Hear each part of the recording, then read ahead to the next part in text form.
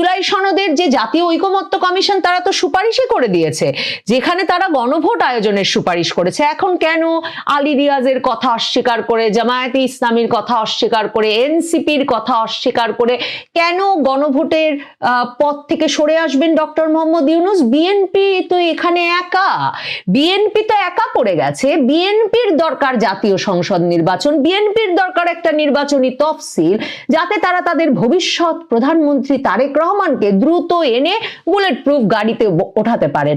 কিন্তু জামায়াতে ইসলামী বা এনসিপির তো এটা প্রয়োজন নাই। বিএনপি রীতিমতো বুলেট প্রুফ গাড়ি কিনে রেখেছিল, তারেক রহমান চলে আসবেন তফসিল ঘোষণা হওয়া মাত্রই।